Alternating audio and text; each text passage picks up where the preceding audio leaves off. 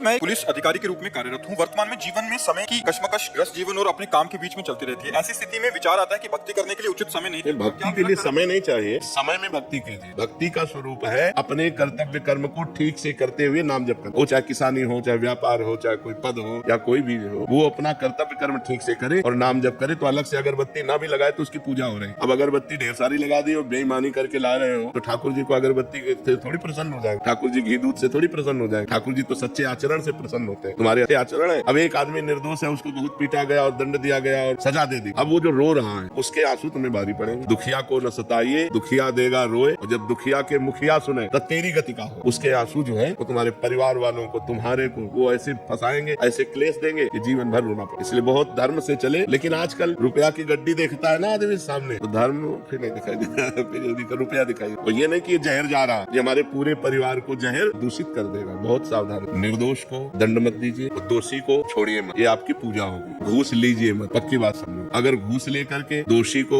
मुक्त कर दिया और निर्दोष को फंसा दिया, तुम्हारी दुर्गति पक्की है। ये जो अपराध है, अगर ये अपराध ना किए जाए तो अपना अपना कर्तव्य ही पूजा है और नाम जप कर कोई परेशानी नहीं। उठते बैठते चलते फिरते राधा राधा राधा और अपने कर्तव्य। हम वहीं गिरते हैं जहाँ अपने कर्तव्य से हम च्युत हो जाते हैं। हम जानते हैं कि हम गलत कर रहे हैं। हमारी सरकार आपको पेमेंट देती है, उसी पेमेंट से काम चलाइए। आप अपना आप एक्स्ट्रा मत लीजिए, किसी से भी मत लीजिए। जो अपना कर्तव्य कर्म है उसी को भक्ति मान कर कीजिए और नाम जप। क्यों इसमें कोई परेशानी, अपने कर्तव्य का पालन कीजिए।